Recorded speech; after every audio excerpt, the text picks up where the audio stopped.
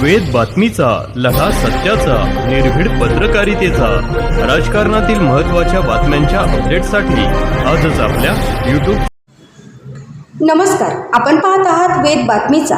सातरळच्या संतोष पन्हाळे यांना कृषी गौरव पुरस्कार. हरित क्रांतीचे प्रणेते व महाराष्ट्राचे माजी मुख्यमंत्री स्वर्गीय वसंतराव नाईक यांच्या 47व्या पुण्यतिथीनिमित्त पुसद येथील वसंतराव नाईक स्मृती प्रतिष्ठानच्या वतीने आयोजित कार्यक्रमात राहुरी तालुक्यातील सातरळ येथील प्रगतशील शेतकरी संतोष सुधाकर पन्हाळे यांना प्रतिष्ठेचा कृषी गौरव पुरस्कार प्रदान करण्यात आला. महाराष्ट्रात सलग 5 वर्ष तेला रोगापासून मुक्त दर्जेदार डाळिंबाचे उत्पादन घेऊन पन्हाळे यांनी डाळिंब शेतीत उल्लेखनीय यश मिळवले. त्यांच्या डाळिंबाला महाराष्ट्रातील सर्वाधिक दर मिळाल्याची दखल घेत त्यांना हा पुरस्कार देण्यात आला. महाराष्ट्र विधानसभा अध्यक्ष ॲडव्होकेट राहुल नार्वेकर यांच्या हस्ते स्मृतिचिन्ह, प्रशस्तीपत्र, शाल व श्रीफळ देऊन त्यांचा गौरव करण्यात आला. कार्यक्रमाच्या अध्यक्षस्थानी विधानसभा अध्यक्ष ॲडव्होकेट राहुल नार्वेकर होते.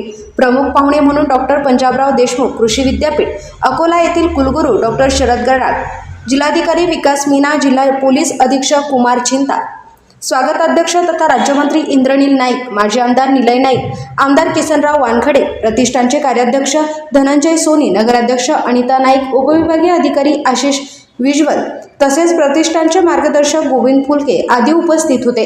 या कार्यक्रमात महाराष्ट्राच्या 5ही विभागातील 9 प्रगतशील शेतकरी तसेच 2 कृषी शास्त्रज्ञांचा सन्मान करण्यात आला.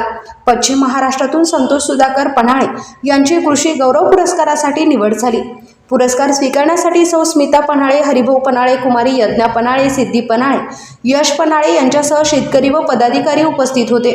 संतोष पन्हाळे यांच्या डाळिंब शेतातील उल्लेखनीय कामगिरीची राज्यस्तरावर दखल घेत त्यांना मिळालेल्या या पुरस्कारामुळे सातरळ गावाच्या शिरपेचात मानाचा तुरा खोवला गेला आहे. त्यांच्या यशामुळे सातरळचे नाव कृषी क्षेत्रात महाराष्ट्रासह देशभर पोहोचले आहे. सोमनाथ डोळे, वेद बातमीचा, संगमनेर.